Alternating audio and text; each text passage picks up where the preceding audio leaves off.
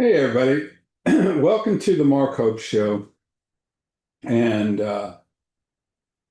today is the February 3rd, 2026 show. And this is just going to be the kidney show. And we are going to talk about my kidney uh, journey and what happened, and the fact that I had a transplant uh, a year ago today. And my wonderful son-in-law gave me his kidney, and I, I just can't believe that something that wonderful happened to me, and the honest feeling that I have is, that somebody as wonderful as him thought enough about me to do that, and that's humbling, and I'll forever be talking about that. But my whole family was with me through the whole journey, and my wife was the first one that got approved to give me her kidney, and we matched. And this is a story of chosen family and regular family. And I love my regular family. However, if in your life you make sure that you embrace the family that God gives you after He gives you your original family. And I'm not saying one's better than the other or whatever, but they're powerful, and the people make it powerful. And if you think about it, when you marry, you become, two strangers become family. That is the same thing when you're adopting kids, or you've got stepkids running around, or you've got other things going on. So welcome people into your life that are good people, and you're never going to be sorry about that.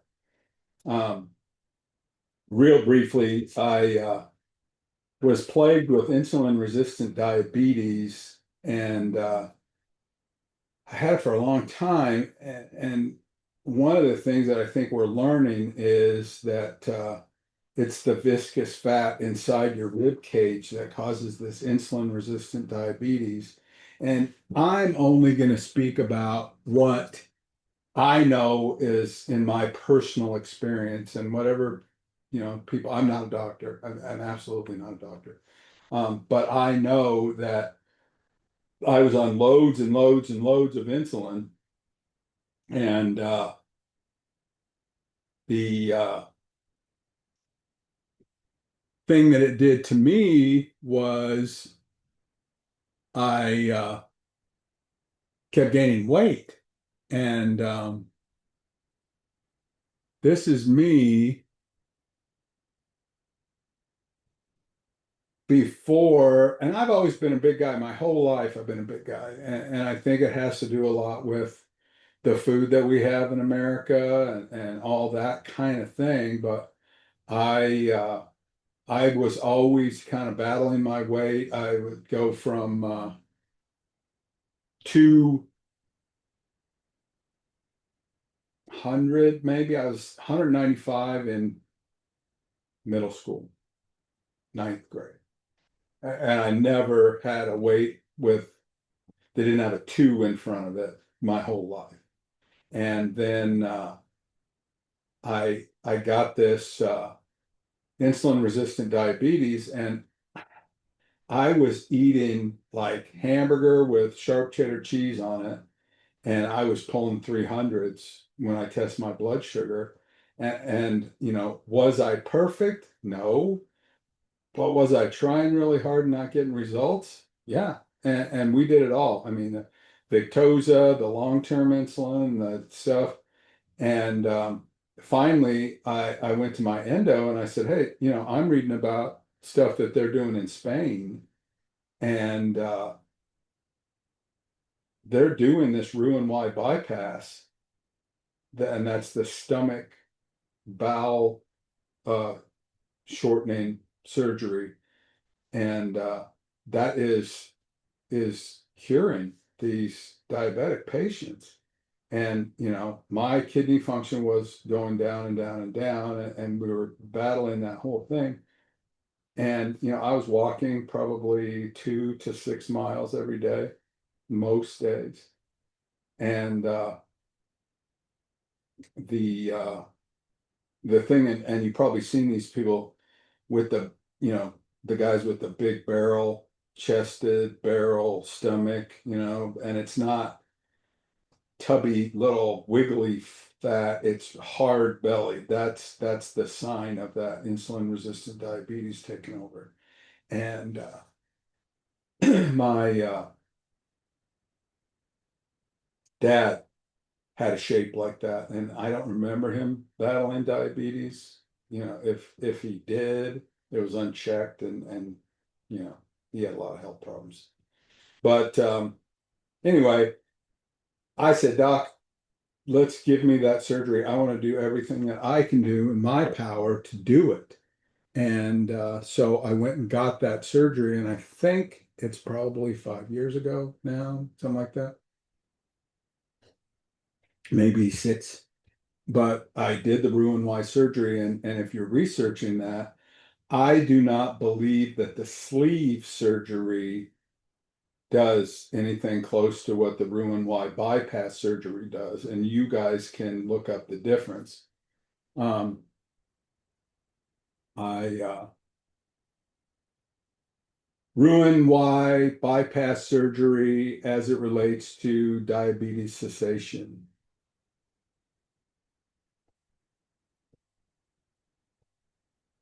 And the sleeve surgery just takes your stomach and makes it into a tube, and it makes it smaller, but it doesn't um, shorten the bowel, which is what you need to happen. Um, you need less caloric absorption so that your body gets into this mode of pulling the sugars out of the blood. Because until it has that calorie malabsorption factor, it won't put your system back to where it needs to be, or at the very least, it's not easy.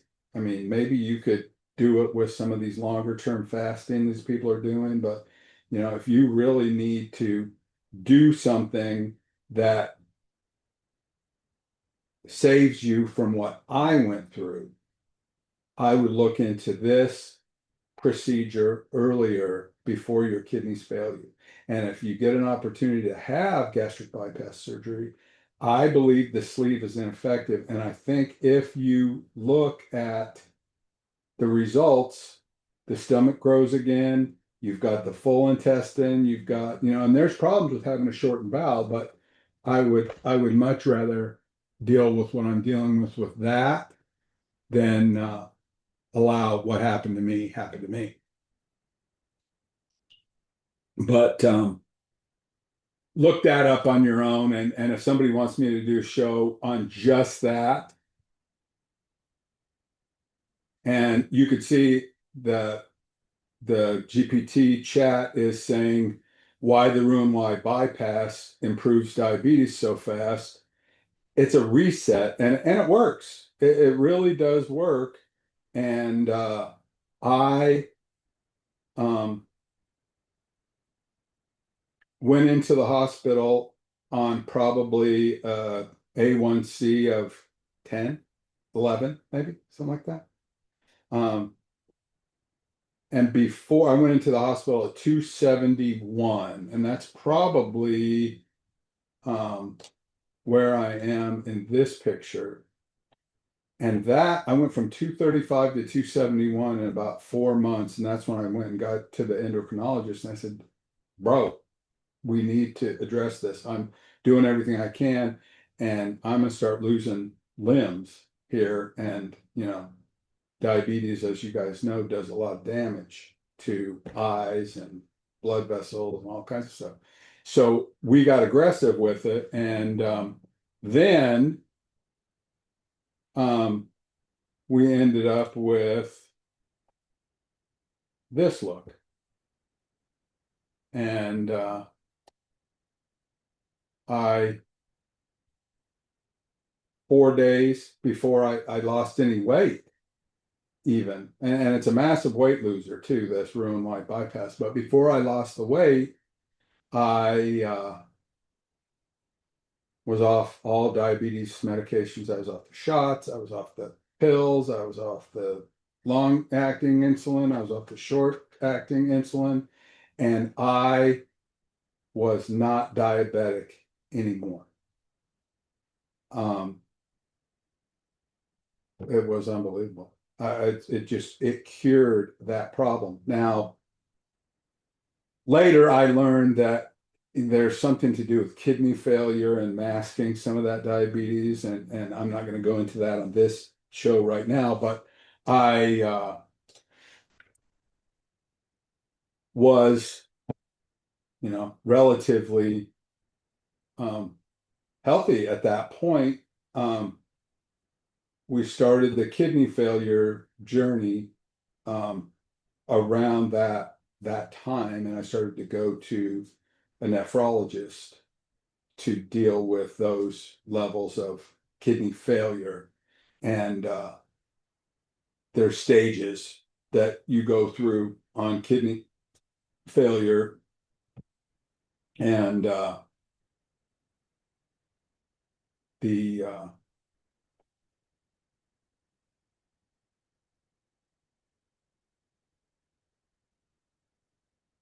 list 5 stages of kidney failure.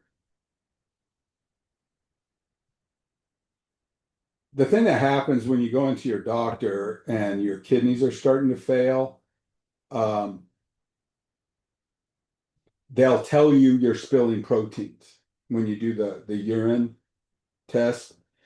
That's how I found out. I said, "Oh, you're spilling all these proteins. You need to go to this nephrologist and blah blah blah." And I would just demand that when you go into your doctor that you want to be tested for this stuff, because I didn't know anything was going on except for I had this diabetes and now I'm curing that, and I thought I was, you know, home free. I lost all this weight. I was healthy. I was exercising, doing all the stuff I needed to do. And then they're saying, "Oh, you're spilling proteins." I'm like, "Oh, whatever. What does that mean?" And then we started this whole new journey. But if you're looking this up, and if anybody wants me to share this chat with them, just put your text message in whatever thing we're doing, whether this is YouTube or Substack or wherever, and I'll send you the actual chat, and then you can take that chat and go nuts with it. But I also put some of the transcripts in the show notes of the show. But anybody that wants to send me an email at mark@markhope.com, just say, February 3rd, chat link, and I'll just send you the whole thing that I'm working on. But the EGFR has the indications of what you're doing with your kidney failure, and stage 2, stage 3, stage 4. I stayed at stage 4 for probably 2 years, and I got on the transplant list, you know, probably year and a half, 2 years before my dialysis. And the doctor that I was dealing with at that time in Colorado said, "You're doing good, and we're probably underreporting your EGFR. We need to do a 24-hour urine," and it reported it a little bit higher. They said, "Oh, you're at 40." A lot of people do that. And I had some symptoms of the kidney failure, and I'll talk about that a little bit more. But the idea was that we would get me on the transplant list and I would get a transplant um, and skip dialysis altogether. And that's what we were looking for. And I was thinking that the transplant was a cure to the diabetes. Uh, the diabetes caused kidney failure, and it's not. They're telling me now that it's a treatment for my malady that I have, that is kidney renal failure that I have, and it's not a cure, I guess. But that is something I'm going to live with for my whole life, and it's better than the dialysis, and my son-in-law's kidney has given me a new lease on life, and I don't want to get too scattered on this, but the kidney that I got from Brandon has really helped me to move on from where I was. So those are some pictures of me kind of out and about, um, going through this kidney failure, but I'm living with it. And the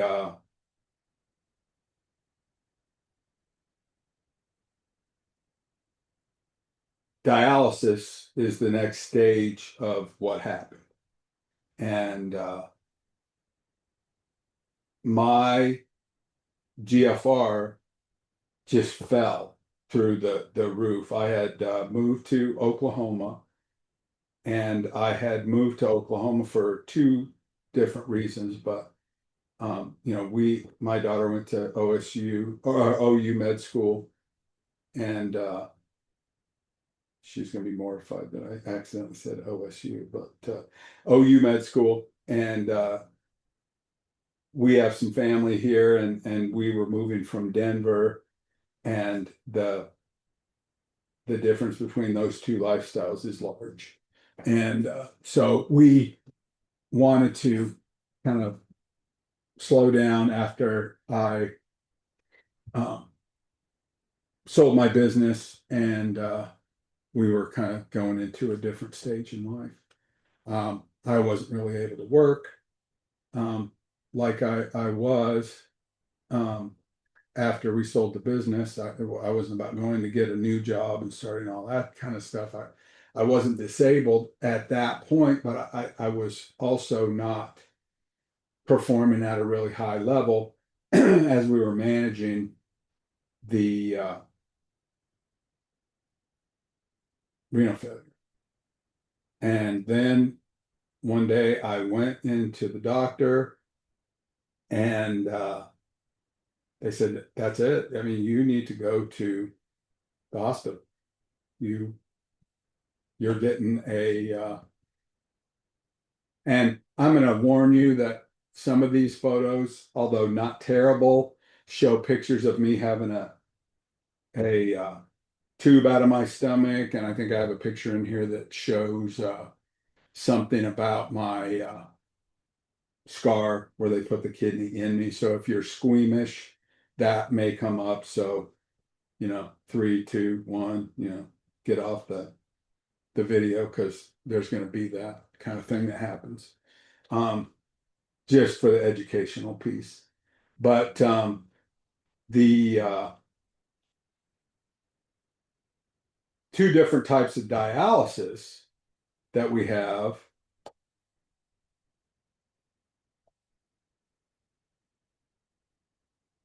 list a graphic about hemodialysis and peritoneal dialysis and the difference.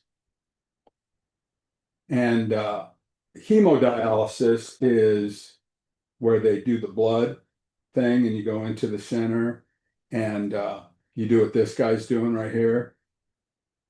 He's doing hemodialysis in center.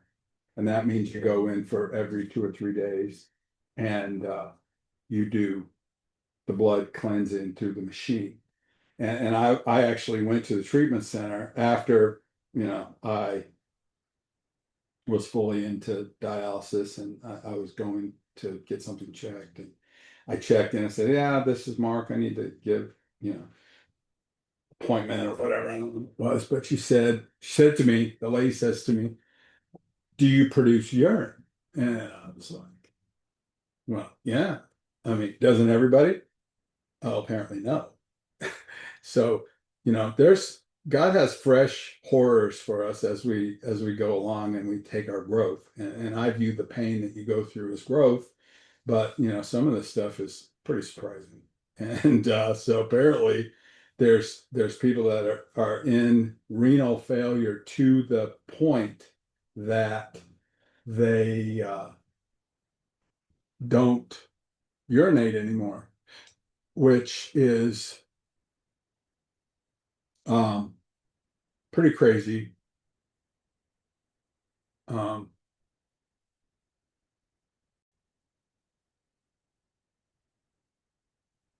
I just paused this thing to go to the bathroom, so I don't know exactly where I was, but how this show is. We do not do a bunch of editing or whatever. This is about substance on this show, and so try to stand on circumstance like we're a professional movie creator like Tony Fowl or something like that.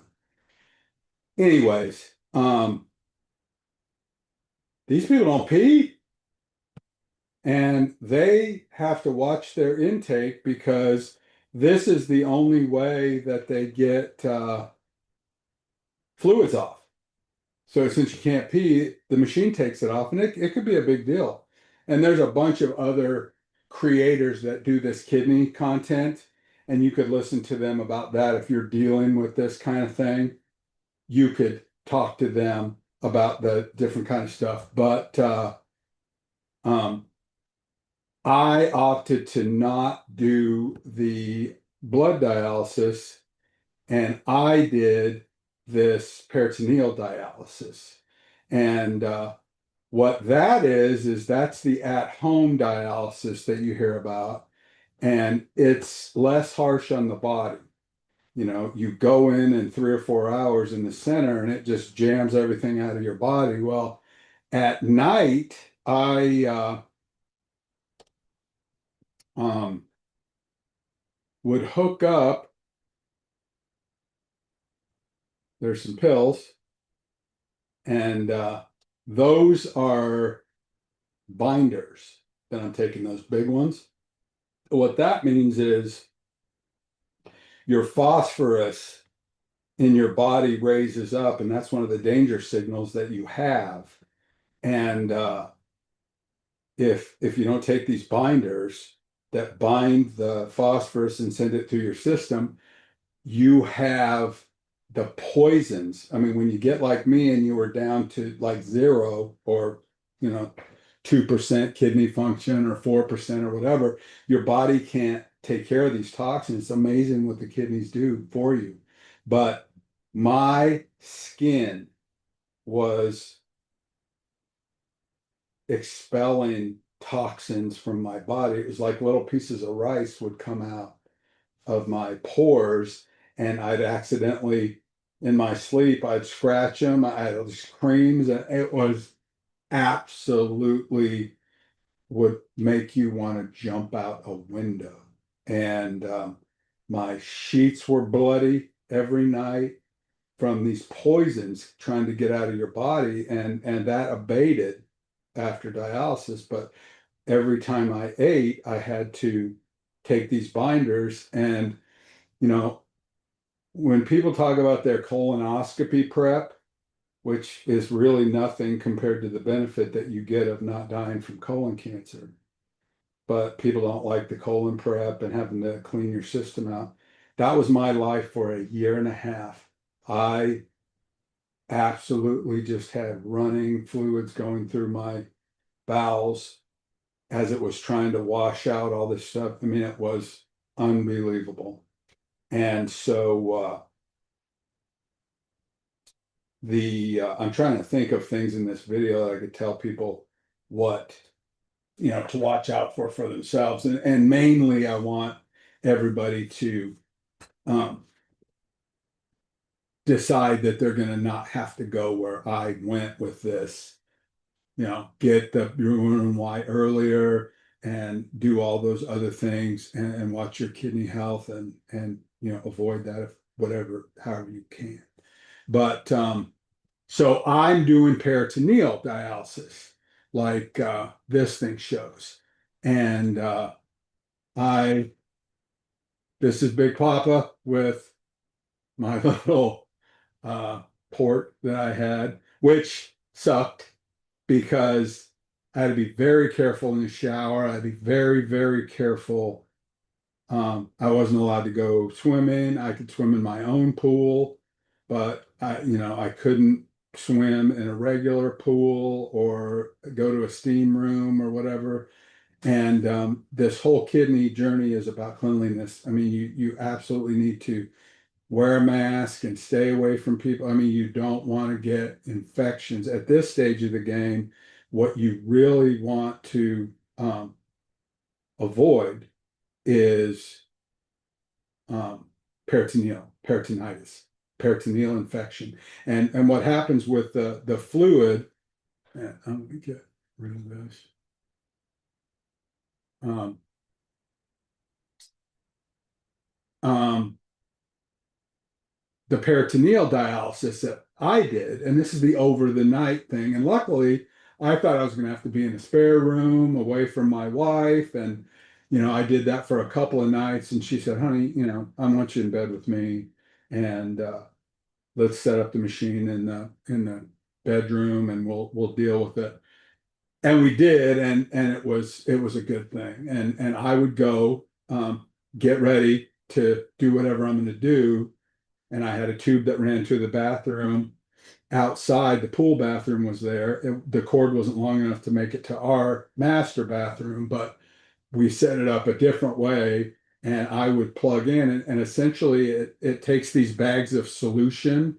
I had two bags, and it did 1.5 a night and 5 cycles. And what that means is it fills up your belly with this sugar solution, and it draws the toxins into the peritoneum and it has them dwell. And then once they're full of the bad stuff, then it pushes it out, and then you fill and dwell. And like I said, mine did it 5 times a night over a 9-hour period. And I would get up, and you have to go through this whole process and make sure that your cleanliness is, you don't get a peritoneal infection and you don't let your cap get off of there. I mean, you could watch your own video about that. But then I would put my cap up and clean my wound and retape everything down, and then I was good to go. Um, Besides being just absolutely and totally just out of it. I think it said something in stage 4 here. Yeah, okay, stage 4. Nausea, shortness of breath, fluid overload, brain fog, all those things happened. Um, then stage 5 is what we've been just talking about. But fatigue is huge. I mean, absolutely tired all the time. There were days that I would get up, I would have breakfast um, in our garden room with my wife, and 20 minutes, and I'd say, honey, I gotta go lay down on the couch. And I would go sleep for 3 or 4 hours. And it was horrific. But I mean, I was at least functioning, you know. I suggest that for people because at least you have, some kind of a life, and you're getting most of your kidney stuff done. Um, there's my port, and the nurse is putting that in there. And this is her doing some training for us. And you have to go get your labs taken a lot. And this is me in the DOL lab. I got to be best friends with the ladies that are in the DLO of Norman, and that's the Quest Labs. wonderful people. And I'll do a whole nother video some other time about how wonderful everybody's been to me here in Oklahoma and all my doctors and everything. But this is a video just telling you guys kind of my journey, but mainly focusing on my family and how wonderful they are. And after I explain some of this, I'm going to get into more of the fun things about that. But I'm, you know, celebrating, and this is the way I'm celebrating my year anniversary with my new kidney. So if you're learning anything, that's extra. Um, this is interesting. Look at all these supplies. I had a guy dropping off my supplies for my dialysis machine, but in a pallet once a month, and it was unbelievable. This is like a quarter of my monthly supply. This is just one what wasn't fitting in the other place that we had it. And look at this insulin. See that box of insulin? There, 1, 2, 3, 4. My diabetes came back. I beat diabetes. My kidneys failed.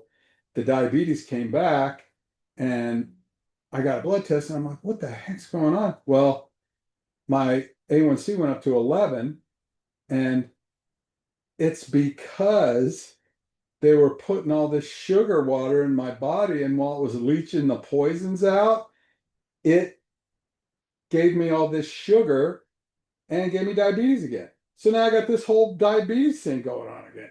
And crazy. Anyways, the supplies are, it's unbelievable, the supplies. And you can do a look on them.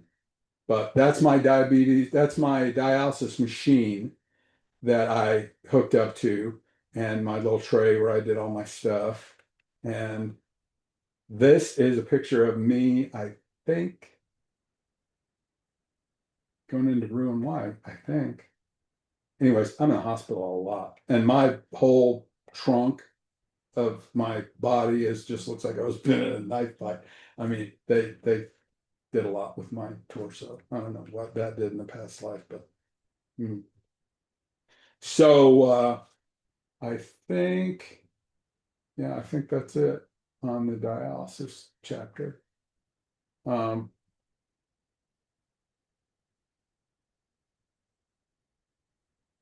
okay, so the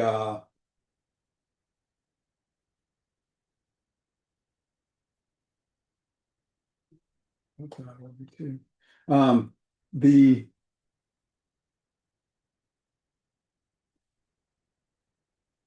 thing that happened to me was that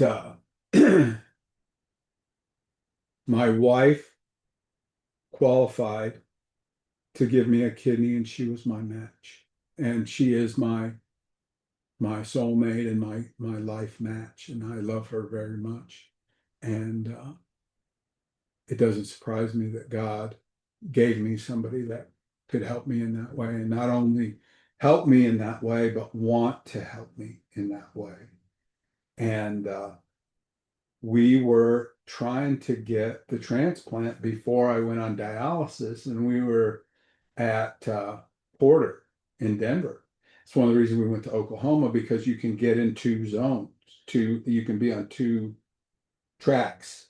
So we got on a separate track in Oklahoma, and thank God we did, because that's where it ended up happening for me, was in Oklahoma. But we were going to get it done at Porter, but then there was some kind of medical foul up where they, it was insurance companies and whatever, and there was a shutdown, and one of the surgeons moved or whatever, and the transplant center, you know, was jacking around. And my absolute mission ever since it started happening to me, and my kidneys started to fail, is I wanted to make sure that I was the very best transplant candidate that I could be. So with all my strength that I had, I tried to, you know, um, lower my sugars, and make sure that my blood pressure, the Roux-en-Y took care of the sugars for me before I got on the dialysis bags. So that, I try to really watch that, keep my weight low to be ready for the transplant surgery and work on my blood pressure. Well, one of the things that kidney failure does for you is it raises your blood pressure. So I'm working on that. I'm trying to keep all my numbers in line and do everything that I need to do. And while I'm in that zone, we're on the list, and they vote every Wednesday.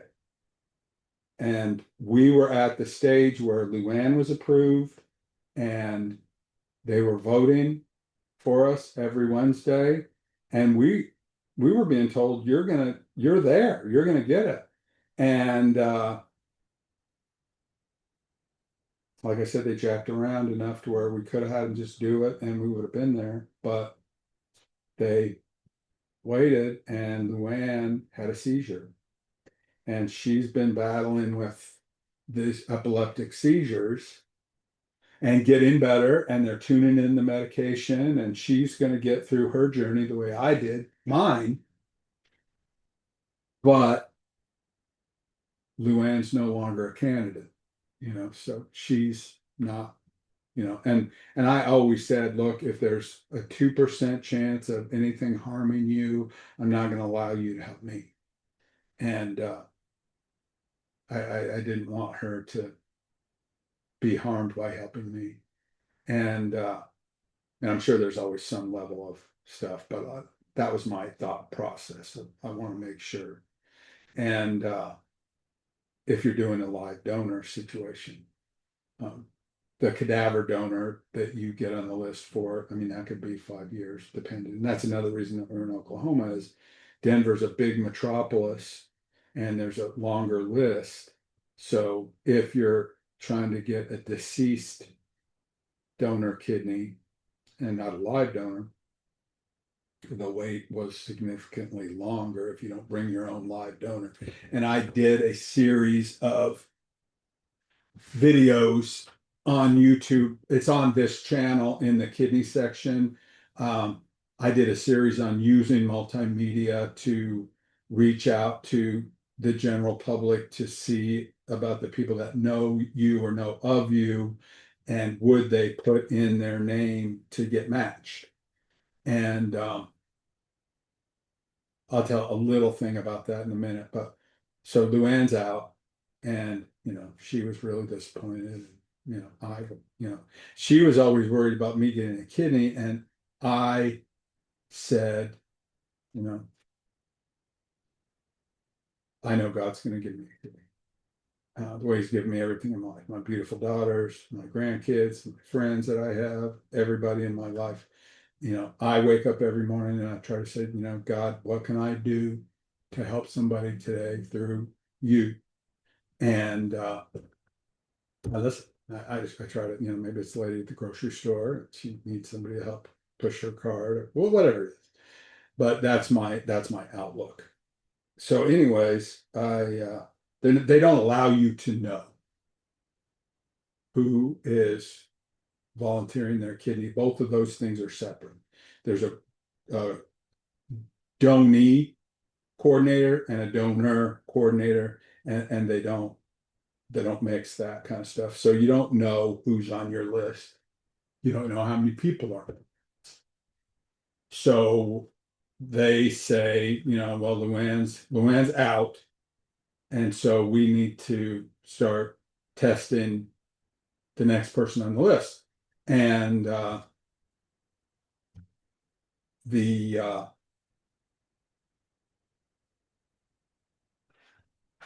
bad thing is, let's say you have 5 people and they all want to get tested for you.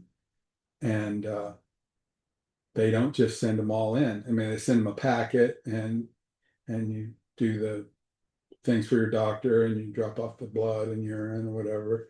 And after you're a pre-match, then they go through all the medical tests on both the donor and the recipient and everything to make sure not only is everybody healthy, but are they matching. But the preliminary matching, you would think, well, if I got a bunch of people, let's test them all and see who's the best one to get tested first. Then we'll know who could be next, who could be next. But they don't allow that. They don't do it that way. They allow you to have one person have a test kit at a time, and then the next one goes, and the next one gets tested. And so my next match, and I'm going to say this, and I never say this, but my stepdaughter, Katie, and Lindsay are not my biological. And the thing that's important to that is all this matching. Luann wasn't biological to me, but very close match. And Katie, my little Katie, she's my youngest, and she and after that, like I said, I never say that again. They're my girls, and that's it. And anybody that knows me probably doesn't know that they weren't my girls, but they are my girls. It's just biologically, it's interesting. But unbeknownst to me, Katie got tested, and there was a lot of people that got tested, and I found that out, and I wasn't really supposed to find that out, but Katie matched, and she was going to be my little one that gave me a kidney. And if it seems like I'm going to cry, I'm gonna be amazed if I get through this without it. But um, I got a call from the coordinator, and she said Katie's the match, and we're not allowed to really say how many people that you have in line that are being tested, that have sent in packets and volunteered and all that. But I guess it was a lot, and I'm just grateful for that. And I actually talked to Katie about it. And there's so many people working on, at the DaVita Dialysis Center, all these doctors. I'm at a team of probably 40 people, doctors and everybody else, working on me every month as their full-time job. And I told Katie in a conversation I had with her, I said, Katie, I just don't understand why, I'm one person. Why is all this effort being, you know, put towards me? I mean, I'm going to really have to do something wonderful to pay all this love back. And she corrected me, which she does sometimes because I need it from my daughter. But she said, Big Papa, have you ever thought maybe you already did that and you're getting paid back? And that was a wonderful thing that she said to me. And so the coordinator said, look, Katie's match. However, you've got other people in line and her kidney is small. It will be a good match, but the flow is not going to be as good because she's a little woman and you're larger man. And so the actual functioning of the size of the kidney is, we want to take a look. And without a bunch of dramatics, my son-in-law, who is my son, and he's not me biologically, but he matches. And the God thing about that whole thing is there's a father and son surgical team at Integris at the Zudi Center that do these, operations. The son takes it out and the dad puts it in, or vice versa. And that's how it happened with us.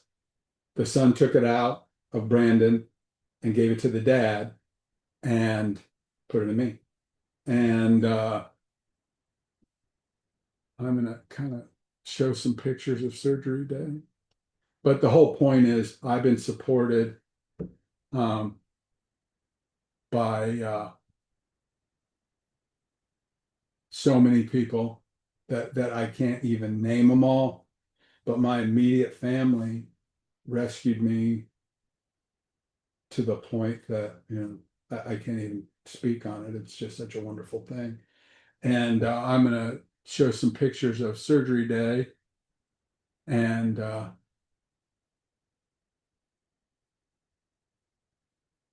this is on a monitor screen in my room before I go into surgery. And that is Brandon's kidney that I have in me right now, right here. And no, right here. But if you don't know it, the they don't take out your bad kidneys. They leave them in you. So I have three, two dead ones and one super good one from Brandon. And so um, I don't know who I'm flipping off here, but I think somebody made a comment to me. I don't know what it was, but we still have our sense of humor. Um, that's the kid, and that's I think that's after the surgery when we were getting our exercise and stuff. That could be right before. I don't know. Maybe I don't know. Um,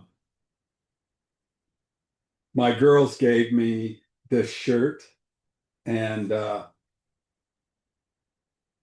Brandon has the matching shirt, and we wore those into our operation, and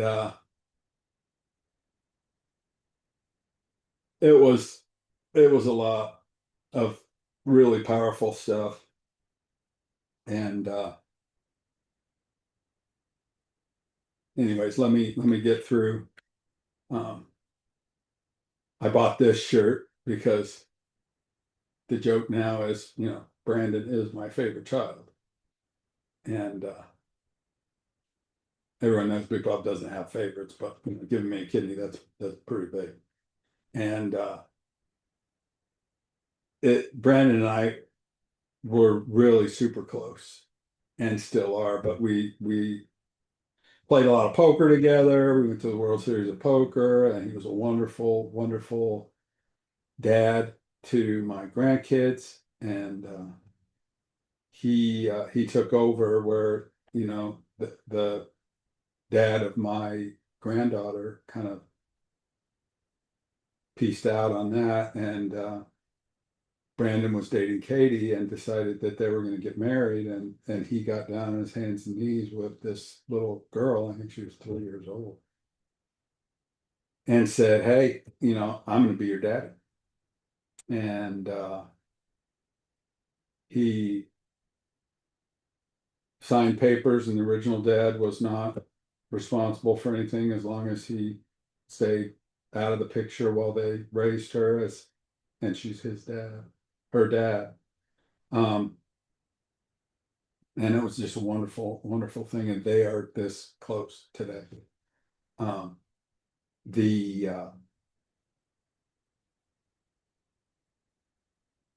wonderful thing is he takes over that little life and saves her and makes sure that she's good. And then um, when I need help, he gives me a kidney.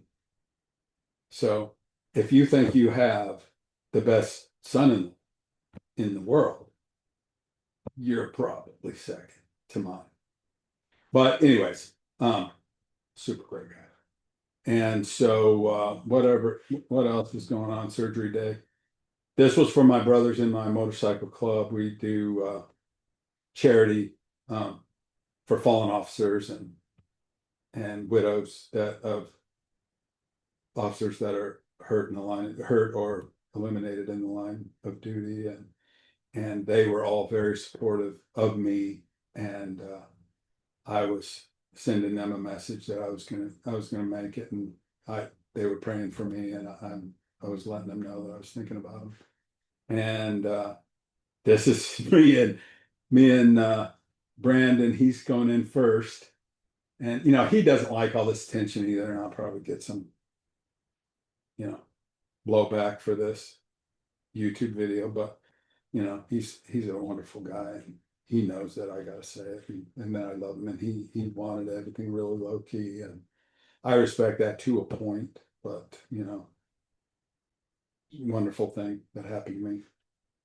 And this is Big Papa that's getting ready to go under, and now they're taking me back. That is the thing that happened right there. And I was never worried, I was never ever worried, and I knew that God and my family was taking care of me. And it's every day is subject to approval. You could walk out of your house tonight and it could be all over for you, but I want you to fight. I want you to fight. I was fighting every time, and I was at my lowest. I had to learn how to walk again. I didn't have any balance. I'm just starting to get that back. And I'm going to fight for every minute that I can get, every single minute that I can get. It doesn't mean anything's guaranteed, but I'm not worried, because after I get done here, I know where I'm going, and I'm okay with that. I'm going to meet up with some old friends and get a new mission. And I mean, I'm secure in what's going on, but I'm going here. I'm going. They're going to cut me open. So this is before two. This is me getting ready, because the flipping off picture you saw was tubes, everything. And this is where the kidney went in. And god dang, that's mm. So that's that. And I don't know, the next set I have, this is my wonderful wife. And she is just my rock. And this is me and Brandon. We were out riding motorcycles together, and we stopped off this bakery that it was a wonderful place. She made this bakery. She had a developmentally disabled son named Justin, and he was going through a program, and she bought, because that high school program was ending, so she started this gluten-free bakery so Justin would have a place to go every day after that. Wonderful woman. And I did an interview with her on this show, and it's in the archive somewhere. But Wave the Grain Bakery. Anyways, we rode over there and made a donation and did some, bought some things for some people that we were doing some charity work with. But, just always been a great kid. And I think I was getting weak there, because I dropped my Harley one day and I just wasn't strong enough, and he helped me. And I don't think he realized how sick I was. And, he helped me pick my bike up. Hey, are you okay? And, it's like, well, I'm getting a little dizzy. I don't know. Um, Here's him taking somebody's poker chips. He's a Bills fan. And that's the Mark Hope Show. And I'm very encouraged. And a year later, I'm kind of trying to learn some new things on the computer, because that's always been my passion with my lovely, lovely wife, Luann. And it's a year, today.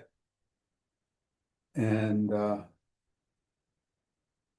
I have really been avoiding, infection. I'm on these immunosuppressant drugs that make my immune system not work the way it's supposed to. Um, so I have to be careful of germs and different things like that. And I think as it goes further along, it's better and better. But I never go on a cruise, probably, because that's pretty dangerous. And if I get sick, it could attack my kidney and it could reject. And then all of this whole story that I told you guys about this last 5 years, gets disrupted. And I don't want to see that happen. I'll probably never play in the World Series of Poker at that level ever again, with 3,000 players from 30 different countries, and poker players are not good. you know, a lot of them about washing their hands and you're touching the chips. I play in some small games with some family, people that are family friends to me, the friends that have become my family. And I play in some country club games with people that know me. They know I'm sick. They've been taking care of me while I've been trying to socialize a little bit, playing poker when I was sick. Um, but that's a safer environment for me. So for me, I really, really need to um, enjoy everything that I can do, you know. And I'm working every day now, trying to get stronger. I can walk now without tripping and falling. And there was a lot of times, I just didn't have it when I was going through all this. But that my testimony for anybody that's lasted this long on watching this video, my testimony is that if I can fight and get through this with my limited amount of grit and my limited amount of skills and whatever I have, if you choose to fight, you will absolutely make it. And I joined a bunch of groups and I try to help people that are going through what I went through, on a daily basis. And if you have anybody that's going through this and you feel like if they talk to me, reach out to me. I will give you my personal number and I will talk to anybody that wants to know anything about how to get through this and get to the other side, because that's really the point of all of it, is to win, is to get through and win. And all the money in the world is meaningless. My riches are absolutely in my family. Um, my little granddaughter is graduating from college this year. Um, my grandson came out and played top golf with me, and I actually got to swing the club a little bit. My muscles cramped because I'm emerging and having a little bit of activity. But I have so many wonderful people in my life to be thankful for. And my two daughters, my son-in-law obviously is an okay guy, and my grandkids and friends, and we're at a year. So I hope to spend my time helping people that need help. And that's where I spend, you know, all the time that I can after I take care of my wife. She is my first priority. And I do everything that I can do to take care of her while she's struggling with her seizures. And we go out every day because she can't drive, and she's the type that likes to have independence. And I told her, I said, hey, we're gonna get through this, and we will. And that's another story that we'll tell. But I will definitely do a video next year at when we hit the 2 year mark. But I'm going to just kind of end it and say, if if nobody's told you that they love you today, I love you. And there isn't a thing you can do about that. And I'll see you on the other side.